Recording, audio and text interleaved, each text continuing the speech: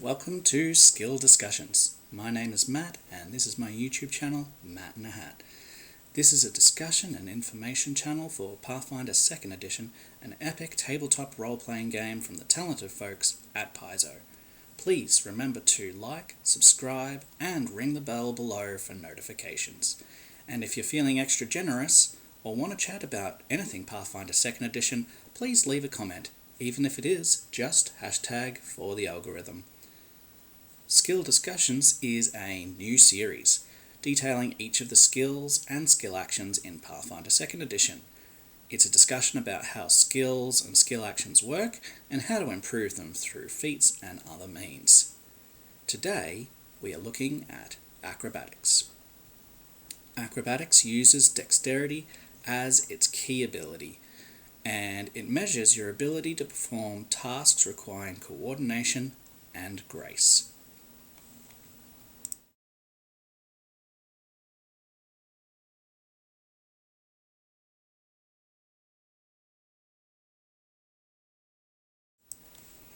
So let's talk about a basic action for acrobatics, and that is escape.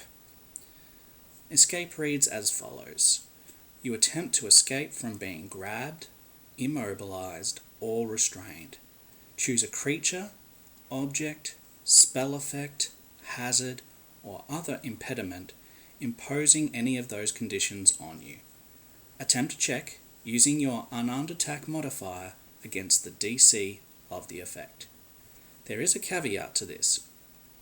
So if you are trained in acrobatics, you can actually use your acrobatics modifier instead of your unarmed attack modifier in this case. Moving on. The DC of the effect is typically the athletics DC of a creature grabbing you, the thievery DC of a creature who tied you up, the spell DC for a spell effect, or the listed escape DC of an object, hazard, or other impediment. You can attempt an acrobatics or athletics check, in this case obviously we'll be using acrobatics, instead of using your attack modifier if you choose, but this action still has the attack trait, and we'll talk about that more in just a moment. A critical success, you get free and remove the grabbed, immobilized, and restrained conditions imposed by your chosen target, and then you can stride up to 5 feet. Remember that you are opposing the DC, and a critical success is anything that exceeds that DC by 10 or more, and that is with all of your modifiers added up, on top of what you roll on your dice. On a success, you can get free. You remove the grabbed, immobilized, and restrained conditions imposed by your chosen target, but you don't get your free stride. On a failure, you just don't get away. And on a critical failure, not only do you not get free, but you can't attempt to escape again until your next turn. So talking a little bit about the attack trait here.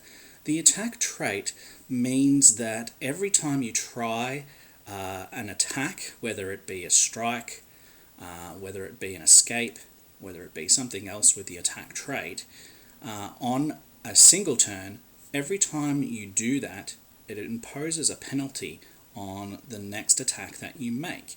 And in this case, if you're trying to escape, and you make a single attempt without having made any other attacks, there's no penalty. And if you have made an attack, then you would take a -5 to try and escape, or if you have tried to escape before on the same turn, then again you will take a -5 to that attempt to escape. And furthermore, if you do manage to escape on your turn and you want to then make an attack, that attack will also be at -5. If you attempt a third time or make another attack for a total of 3, that third time will be at a -10. So on to the specialty basic action, which is a rest or fall. So the requirements for this one, and the reason why it's actually a specialty basic action, is that you are required to have a fly speed in order to do this. So a fly speed could come from a class feature, it could come from a spell, or it could come from something else, potentially something in your race, all sorts of different things. So if you do have that fly speed and you fall, you attempt an acrobatics check to slow your fall, and the difficulty is typically a 15, but it might be higher due to air turbulence or other circumstances that the GM will determine, and on a success you can fall gently, taking no damage from the fall, which is awesome.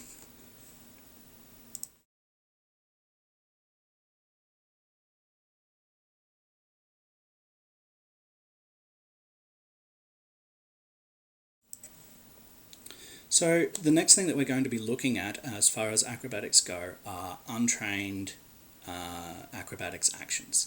Now these are actions that anybody can do regardless if they have acrobatics trained, and that's what it means to be an untrained action. So it doesn't matter if your character's trained or not, or what the level of your training is, you can always attempt to balance.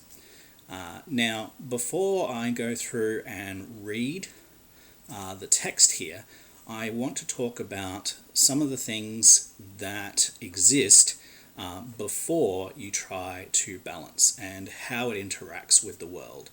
So, in order to do so, I wanted to talk a little bit about narrow surfaces and about uneven ground, which it mentions here in the balance skill. So, narrow surfaces. A narrow surface normally is so precariously thin that you need to balance or risk falling. Even on a success, you are flat-footed on a narrow surface, and each time you are hit by an attack or fail a save on a narrow surface, you must attempt and succeed at a reflex save or fall. So they're the normal rules for a narrow surface, and for uneven ground, it is an unsteady area and unsteady enough that you need to balance or risk falling prone and possibly injuring yourself, depending on the specifics of the uneven ground. You are flat-footed on uneven ground, and each time you are hit by an attack or fail a save on an uneven ground, you must succeed at a reflex save or fall prone. So, we've talked a little bit about the normal things that happen in narrow surfaces and on uneven ground.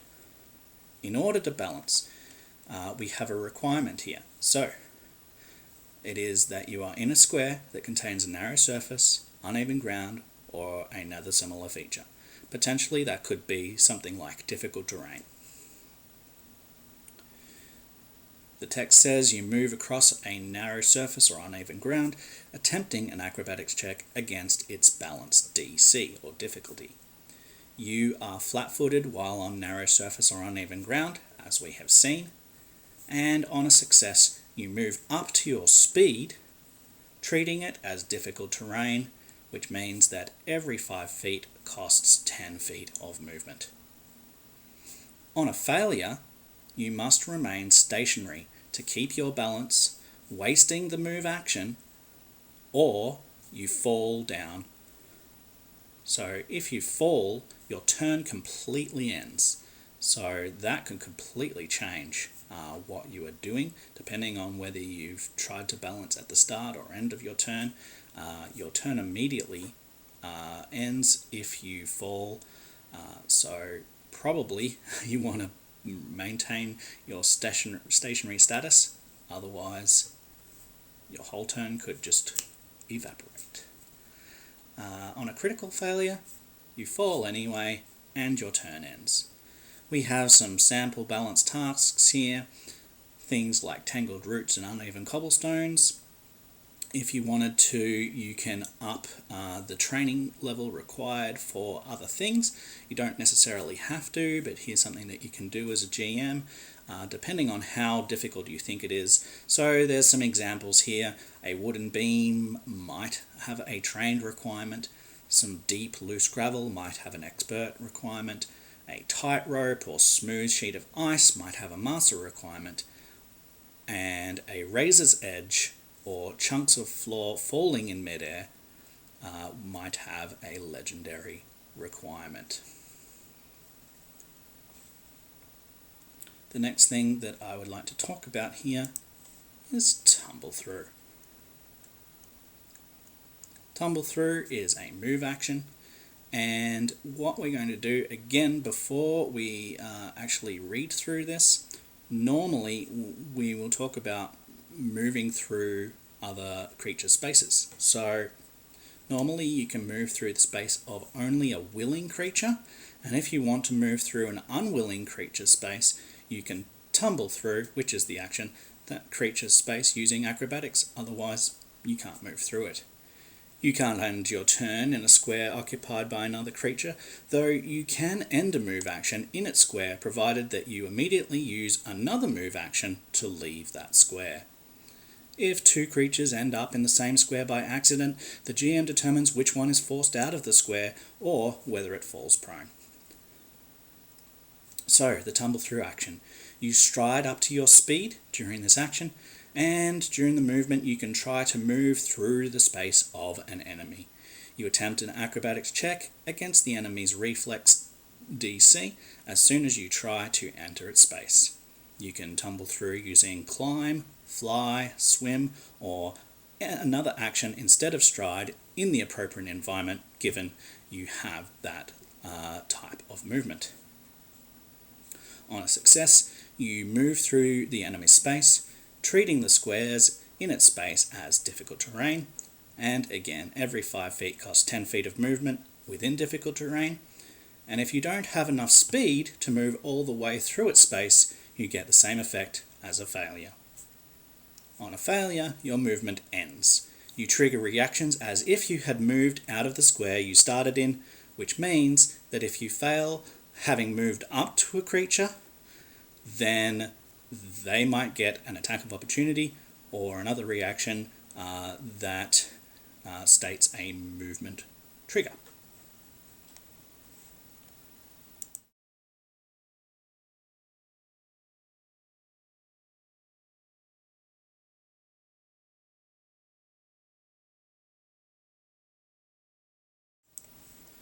So we're going to move on now to trained actions, and in this case what trained actions mean, and in all cases what trained actions mean, is that you require to have training in acrobatics to actually perform these actions. Given that, we start with maneuver in flight. Maneuver in flight has another special requirement, and that is that you have to have a fly speed in order to do it. But if you do, you can try a difficult maneuver while flying. Attempting an acrobatics check, the GM determines what maneuvers are possible, but they rarely allow you to move further than your fly speed. On a success, you succeed at whatever the maneuver is that you declared or that the GM ruled was possible. On a failure, your maneuver fails. The GM chooses if you simply can't move or if some other detrimental effect happens, and the outcome should be appropriate for the maneuver you attempted. For instance, if you were trying to move against a strong wind, you might be blown off course, and there's many other types of attempted movement and many other types of outcome on a failure. On a critical failure, you get the failure text, but the consequences are more dire. You could end up falling, you could be blown so far that you might collide with something and take some falling damage. There's all sorts of things that could happen. So again, we have some sample maneuver in flight tasks. These are again suggestions and ideas that the GM could employ, but doesn't necessarily have to keep to these. And the suggestions here, or examples here, are that on a steep ascent or descent, that might require training. Expert training might be flying against the wind or hovering in midair. To reverse direction, you might require master. And to fly through gale force winds, or maybe a hurricane or some other thing, you might require legendary proficiency. So moving on to Squeeze. Squeeze is actually an exploration ability as well as a move. And what it says here is that you can contort yourself to squeeze through a space so small you can barely fit through it. This action is for exceptionally small spaces. Many tight spaces are only difficult terrain, so you only have to move a little bit slower through them, and you can move through more quickly without a check through those spaces. But what Squeeze is for those really, really tight spaces that aren't just difficult terrain. So on a critical success, you squeeze through the tight space in a minute per 10 feet of squeezing. So it takes quite some time. On a success, you squeeze through 1 minute per 5 feet of squeezing. On a failure, you cannot squeeze. And on a critical failure, you become stuck in the tight space. While you're stuck, you can spend a minute attempting another acrobatics check at the same DC, and any result on that check other than a critical failure causes you to become unstuck. So here are some samples, some ideas about squeezing. With trained proficiency, you could attempt to squeeze through a space barely fitting your shoulders, and with a master proficiency, you could try to squeeze through a space barely fitting your head. So these are very, very tight spaces.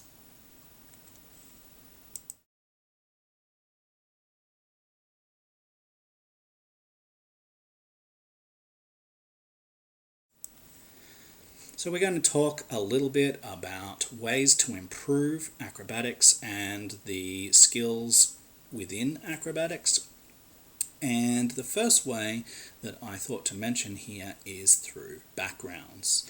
There are two specific backgrounds that are in the core rulebook that you could potentially take when you're making a character to give yourself training with acrobatics, as well as one of the awesome acrobatic skill feats that we're about to discuss now. So those two backgrounds are Acrobat, and Acrobat gives you the steady balance skill feat, and the other one is Martial Disciple, which gives you Catfall as a skill feat.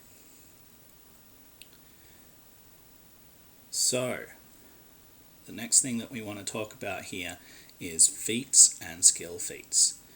As per usual, one of those that gets applied to pretty much all skills and which you could use for acrobatics is the Assurance skill feat. And what this allows you to do is, even in the worst circumstance, you can still perform the basic tasks that acrobatics requires. You choose acrobatics as long as you're trained in it, and you can actually forego rolling a skill check for the acrobatic skill to instead receive a result of 10 plus whatever your proficiency bonus is in acrobatics. And you do not add any other bonuses, penalties, or modifiers. So this can potentially be bad, but in a lot of cases there's more penalties on you than there are bonuses. And in those cases, having assurance is a wonderful thing, because none of those penalties actually apply. Moving on to Acrobatic Performer. This requires level 1 and trained proficiency in acrobatics. And it says you're an incredible acrobat, evoking wonder and enrapturing audiences with your prowess. It's almost a performance. You can roll an acrobatics check instead of a performance check when using the perform action. So even if you are not a natural performer and you are making a performance check, you can make an acrobatics check instead. Or if your acrobatics is higher than your performance, or if you just want to do some amazing acrobatics within your performance, then you can roll acrobatics instead of your performance, which is pretty cool. Acrobatics Mastery requires level 7 and master proficiency in acrobatics. And it says you move with grace in flight and can perform amazing aerial stunts. You gain +2 circumstance to your acrobatics check to maneuver in flight, and you can combine 2 maneuvers into a single action, such as reversing direction while making a steep ascent or descent, or hovering in gale force winds. The DC of the acrobatics check is equal to the DC of the most difficult maneuver +5. And if you're legendary in acrobatics, you can combine 3 such maneuvers into a single action, but the DC is that of the most difficult maneuver +10. So they get a lot harder, but you can absolutely try and combine lots of different cool stunts in the air together. Regardless of the combinations that you use, these maneuvers will rarely allow you to move further than your fly speed, just as we explained before. On to Catfall. Catfall is a level 1 skill feat and requires the trained proficiency. Your cat-like aerial acrobatics allows you to cushion your falls. So you treat falls as 10 feet shorter in all circumstances, and if you're an expert in acrobatics, you treat falls as 25 feet shorter. If you're a master, you treat them as 50 feet shorter. And if you're legendary, you always land on your feet and you don't take damage regardless of the distance of the fall. This is ridiculous. You can jump off a cliff that is 1,000 feet in the air and you can land on your feet without taking damage if you have legendary acrobatics, which is kinda nuts. Moving on to Quick Squeeze. This is a level 1 skill feat and requires the trained proficiency in acrobatics. You squeeze 5 feet per round, 10 feet on a critical success, and if you're legendary in acrobatics, you can squeeze at full speed. So those speeds are actually quite different to the normal squeeze, which is why this feat is there. You're moving a lot quicker through this ground. So much, in fact, that those are 1 minute, those movements normally. So pretty nuts.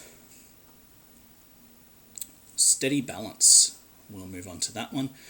It is a level 1 skill feat and requires the trained proficiency. You can keep your balance easily, even in adverse conditions. Whenever you roll a success using the balance action, you get a critical success instead. You're not flat-footed while attempting to balance on narrow surfaces and uneven ground. And on top of all of those things, thanks to your incredible balance, you can attempt an acrobatics check instead of a reflex save to grab an edge. So your acrobatics could be a lot higher than your reflex, and grabbing an edge is just that if you fall, you can put your hand up, try and save you from falling. So Steady Balance has all of these wonderful things wrapped into it. You get a critical success on a success, which is just insane, and you're not flat-footed while trying to do your things, which means that if things are trying to attack you, a few other different interactions here, then those penalties don't occur. Next we have Nimble Crawl. Nimble Crawl requires level 2 and the expert proficiency in acrobatics. You can crawl incredibly swiftly, up to half your speed, rather than 5 feet, and if you're a master, you can crawl at full speed. If you're legendary, you aren't flat-footed while you're prone. So this can come into play a lot of different times.